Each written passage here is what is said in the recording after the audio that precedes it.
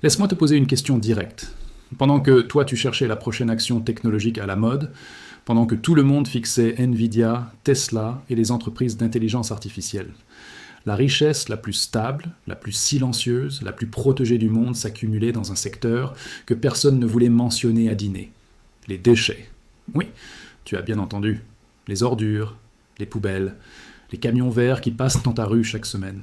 Et pendant que l'investisseur moyen regardait ailleurs, Wall Street et les grandes fortunes institutionnelles engrangeaient des rendements constants, année après année, récession après récession, crise après crise.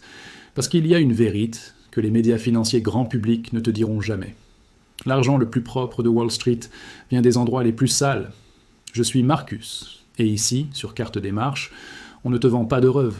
On te donne les blueprints que les grandes fortunes utilisent en silence. Aujourd'hui, je vais t'expliquer pourquoi les entreprises de gestion des déchets constituent l'un des fossés économiques les plus profonds, les plus larges et les plus indestructibles que tu puisses posséder dans ton portefeuille. Je vais te présenter 3 gens qui dominent ce secteur avec une autorité absolue. Et je vais te montrer pourquoi ces noms méritent une place sérieuse dans une stratégie de patrimoine générationnel. Reste avec moi jusqu'à la fin. Parce que le dernier point que j'aborderai va changer fondamentalement la façon dont tu regardes ce secteur. On vit dans une époque d'incertitude totale. La Réserve fédérale joue avec les taux d'intérêt comme un chef cuisinier qui n'est pas sûr de sa recette. L'inflation revient. Les marches oscillent. Les valeurs technologiques explosent d'un trimestre et s'effondrent le trimestre suivant. Dans ce contexte, l'investisseur intelligent ne cherche pas le coup de poker. Il cherche la certitude. Et la certitude la plus absolue dans l'économie mondiale, c'est celle-ci. Tant que des êtres humains vivront sur cette planète, ils produiront des déchets. Ce n'est pas une théorie. Ce n'est pas une prédiction. C'est une loi biologique et économique immuable. La consommation mondiale augmente chaque année. La population urbaine mondiale devrait atteindre 6,7 milliards de personnes d'ici 2050. Chaque individu supplémentaire est une source garantie de revenus pour ces entreprises. Et voici ce qui rend ce secteur encore plus puissant que la plupart des gens ne l'imaginent. Ce n'est pas juste qu'il y a de la demande, c'est qu'il est pratiquement impossible pour un nouvel acteur d'entrer sur ce marché. Pense-y une seconde. Pour créer une nouvelle entreprise de gestion des déchets à grande échelle, il te faudrait des dizaines d'années de permis environnementaux.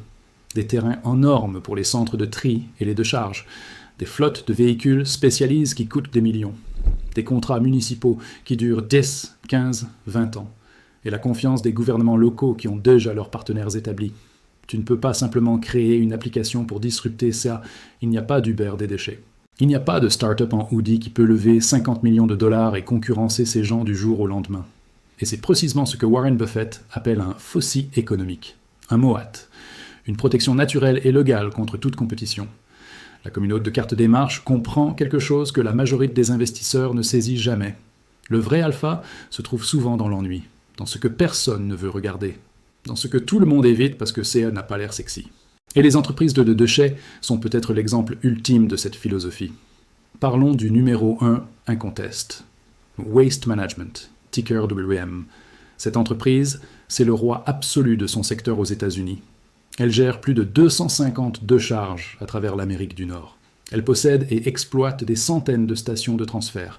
Elle dessert plus de 21 millions de clients résidentiels, commerciaux et industriels. Et elle le fait avec une infrastructure qui a été construite sur des décennies et qui serait pratiquement impossible à dupliquer aujourd'hui. Mais voici ce que la majorité des investisseurs ne comprend pas sur Waste Management. Cette entreprise n'est pas juste une entreprise de collecte de poubelles. C'est une entreprise énergétique de Gizzy. Comment ? Par la capture du gaz de décharge. Quand des matières organiques se décomposent dans une décharge, elles produisent du méthane. Ce méthane est un gaz à effet de serre extrêmement puissant. Mais Waste Management le capture et le transforme en énergie renouvelable qu'elle vend aux réseaux électriques. C'est une source de revenus additionnels que l'entreprise tire littéralement des déchets qui fermentent sous terre. Et dans un monde où les réglementations environnementales se durcissent chaque année, et où les entreprises cherchent désespérément des crédits de carbone et des sources d'énergie verte, Waste Management était mieux positionné que jamais. Regardons les chiffres concrets. Les revenus de Waste Management ont constamment cru au fil des années pour atteindre des niveaux qui feraient rougir bien des entreprises technologiques en termes de régularité et de prévisibilité. La marge opérationnelle tourne autour de 20 à 25%. C'est exceptionnel pour une entreprise à si forte intensité de capital. Et le dividende, Oh, le dividende. Waste Management augmente son dividende chaque année pendant plus de 20 années consécutives. C'est ce qu'on appelle un dividende aristocrate. Une entreprise qui récompense ses actionnaires avec une régularité absolue, qu'il y ait récession ou croissance. En 2008, quand les banques s'effondraient et que les marges perdaient 40%, Waste Management continuait à collecter les ordures et à payer son dividende et à augmenter ses prix. En 2020, pendant la pandémie mondiale, Waste Management continuait à collecter les ordures et à payer son dividende et à augmenter ses prix. Tu comprends le pattern. La seule chose qui peut s'arrêter dans cette économie, c'est la production de biens, les voyages, les restaurants. Mais personne ne cesse de produire des déchets. Jamais. Le deuxième nom que tu dois connaître, c'est Republic Services, ticker RSG. Si Waste Management est le roi, Republic Services est le prince héritier. Et dans certaines régions du pays, il a déjà pris la couronne. Republic Services est le deuxième plus grand opérateur de gestion des déchets en Amérique du Nord. Il dessert des millions de clients dans plus de 40 États américains. Et il possède des centaines de décharges et de centres de recyclage.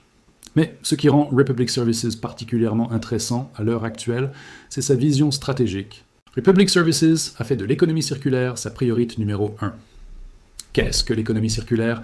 C'est l'idée que les déchets d'une entreprise deviennent la matière première d'une autre. Plastique, métaux, verre, papier. Au lieu de tout envoyer en décharge, Republic Services investit massivement dans les infrastructures de tri, de recyclage et de transformation qui permettent de créer de la valeur à partir de ce qui était autrefois considéré comme sans valeur. Et les gouvernements, les grandes entreprises, les fonds ESG qui gèrent des milliers de milliards de dollars. Ils exigent toutes ces solutions. La pression réglementaire pousse les municipalités à signer des contrats avec des entreprises capables de gérer les déchets de façon responsable et circulaire. Et Republic Services est l'un des rares acteurs qui peut offrir cette solution complète. Ce positionnement stratégique crée ce qu'on appelle une prime de qualité dans les contrats. Republic Services ne se bat pas uniquement sur le prix, il se bat sur la capacité, sur la vision, sur l'alignement avec les réglementations futures.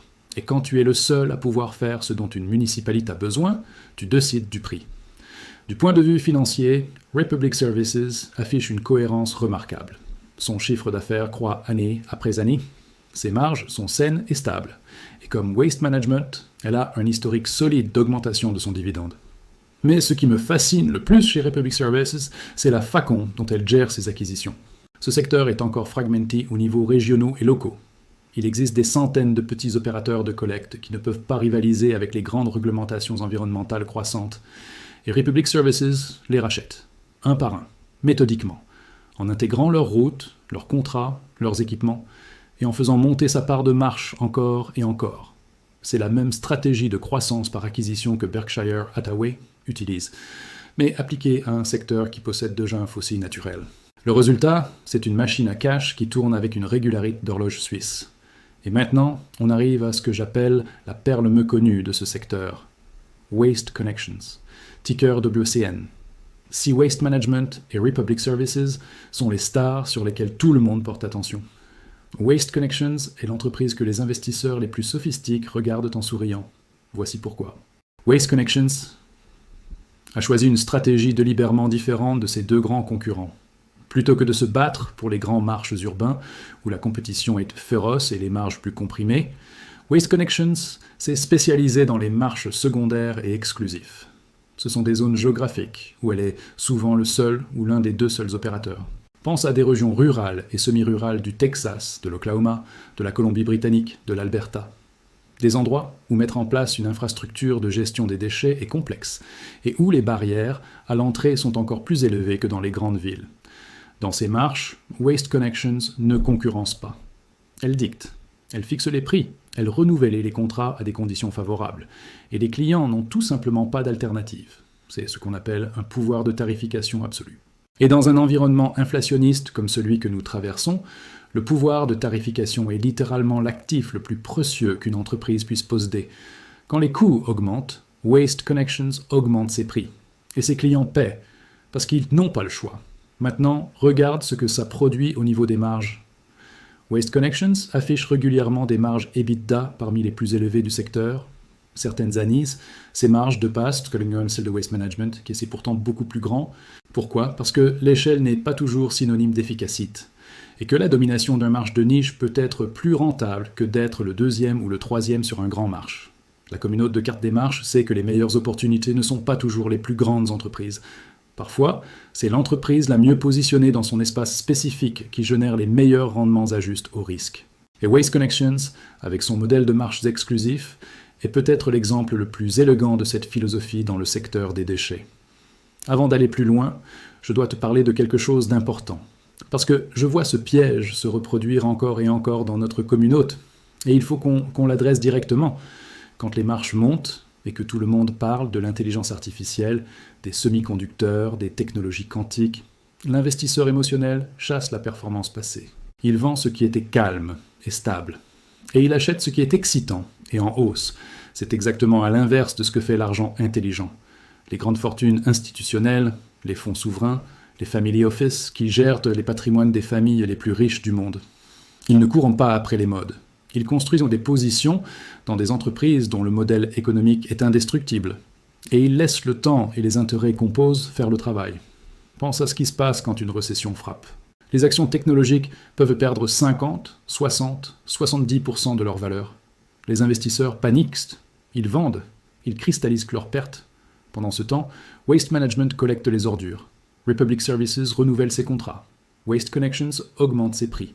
Et leurs actionnaires patients leurs dividendes, acheter plus d'actions à des prix réduits, et regardent leur patrimoine croître pendant que tout le monde autour souffre. Ce n'est pas du hasard, c'est de la conception. Ces entreprises ayant été construites spécifiquement pour être résilientes aux cycles économiques.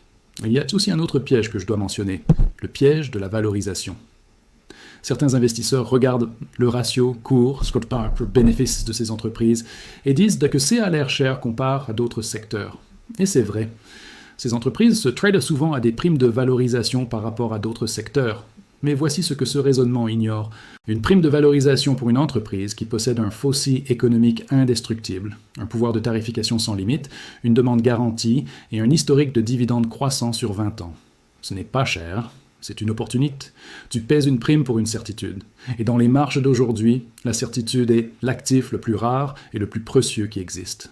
Je veux maintenant te parler de quelque chose qui va au-delà des fondamentaux financiers de ces trois entreprises. Je veux te parler du mégatrend qui est en train de transformer ce secteur au niveau mondial. L'économie circulaire. Tu sais ce que ça veut dire dans la pratique? Ça veut dire que les gouvernements du monde entier, sous la pression climatique et les réglementations environnementales, sont en train de redéfinir ce qu'est un déchet. Hier, un déchet était quelque chose qu'on enterrait ou qu'on brûlait. Demain, un déchet est une ressource en attente d'être valorisée. Et les entreprises qui contrôlent les flux de déchets, qui possèdent les infrastructures de collecte, de tri et de traitement. Ce sont elles qui vont capturer la valeur de cette transformation. Pense au plastique, les grands distributeurs, les entreprises de grande consommation, les constructeurs automobiles, ils ont tous pris des engagements publics pour utiliser des matériaux recyclés dans leurs produits. Qui va leur fournir ce plastique recycle? Les entreprises de gestion des déchets qui contrôlent la chaîne de tri. Pense aux métaux rares, les batteries de voitures électriques, les panneaux solaires, les éoliennes, ils contiennent tous des métaux précieux qui finissent par être jetés. Qui va les récupérer, les traiter et les revendre? Les entreprises qui contrôlent le flux de fin de vie de ces produits. C'est un marché qui se compte en centaines de milliards de dollars. Et il ne fait que commencer. Waste Management, Republic Services et Waste Connections ont tous investi des milliards de dollars dans leurs infrastructures de recyclage et de traitement avance. Ils ne font pas cas par idéalisme. Ils font cas parce qu'ils voient où vont les flux d'argent. Et les investisseurs qui comprennent ce positionnement aujourd'hui seront ceux qui bénéficieront des plus grands rendements dans les 10 à 20 prochaines années. Je veux passer un moment supplémentaire sur un concept que la communauté de cartes des marches doit graver dans sa mémoire, le pouvoir de tarification. Dans un environnement inflationniste, il y a deux types d'entreprises. Celles qui subissent l'inflation. Elles voient leurs coûts augmenter, leurs marges se comprimer et leurs bénéfices s'éroder. Elles ne peuvent pas répercuter les hausses de prix à leurs clients sans risquer de les perdre. Et celles qui transmettent l'inflation. Elles voient leurs coûts augmenter, elles augmentent leurs prix en conséquence, et leurs marges restent intactes ou même s'améliorent. Les entreprises de gestion des déchets appartiennent fermement à la deuxième catégorie. Leurs contrats municipaux ont souvent des clauses d'indexation automatique sur l'inflation. Quand les prix augmentent dans l'économie, ces entreprises augmentent automatiquement leurs tarifs. Leurs clients résidentiels et commerciaux ne peuvent pas simplement décider d'arrêter de produire des déchets parce que c'est devenu plus cher. C'est un service essentiel, comme l'électricité, comme l'eau. Et un service essentiel avec un fournisseur unique ou dominant dans sa zone géographique peut fixer ses prix avec une liberté que 99% des entreprises du monde n'auront jamais. C'est cette caractéristique qui fait de ces entreprises l'une des meilleures protections contre l'inflation que tu puisses avoir dans ton portefeuille. Berkshire Hathaway investit dans des entreprises comme celle-là, pas dans les dernières tendances, dans les nécessites irremplacables. Et si c'est assez bon pour Warren Buffett, ça devrait être assez bon pour nous aussi. Je veux terminer avec quelque chose de plus profond que des chiffres et des ratios. Je veux te parler de ce que tu construis vraiment quand tu investis dans ce type d'entreprise. Il y a une différence fondamentale entre spéculateur et investir. La spéculation, c'est chercher le coup rapide. C'est acheter parce que c'est à monter et vendre parce que qu'à baisse. C'est passer des nuits à regarder les graphiques et stresser sur chaque mouvement du marché. En investissement, c'est autre chose. C'est comprendre que les vraies fortunes se construisent lentement, que les rendements composent sur des décennies, que la patience est la compétence la plus rare et la plus précieuse sur les marchés financiers. Quand tu achètes des actions de Waste Management, de Republic Services ou de Waste Connections, tu n'achètes pas seulement une position dans une entreprise, tu achètes une part d'une infrastructure qui va continuer à générer des revenus dans 10 ans, dans 20 ans, dans 30 ans. Tu achètes un dividende qui va croître chaque année. Tu achètes une protection contre l'inflation. Tu achètes la certitude dans un monde incertain. Et surtout, si tu as des enfants ou des proches que tu veux protéger, tu achètes quelque chose que tu pourras leur transmettre. Ce n'est pas glamour, ce n'est pas excitant, mais c'est réel, c'est durable, c'est générationnel. La communauté de cartes des marches ne cherche pas le coup de poker. Elle construit des empires silencieux, un dividende à la fois, une action à la fois, une décennie à la fois. Si tu trouves cette analyse utile, fais-moi une faveur. Laisse un commentaire en bas avec cette question. Quelle autre industrie considérée comme ennuyeuse par le grand public caches-tu dans ton portefeuille? Et pourquoi? Je lis chaque commentaire et je veux connaître ta perspective. Partage cette vidéo avec quelqu'un qui investit uniquement dans ce qui fait les manchettes. Parce que cette conversation pourrait changer sa façon de voir son argent. Abonne-toi à Carte des Marches. Parce que la semaine prochaine, on va encore plus loin dans les secteurs que personne ne regarde et où l'argent intelligent se positionne discrètement. Je suis Marcus. Et comme toujours, reste patient, reste discipline et construis pour la génération qui vient.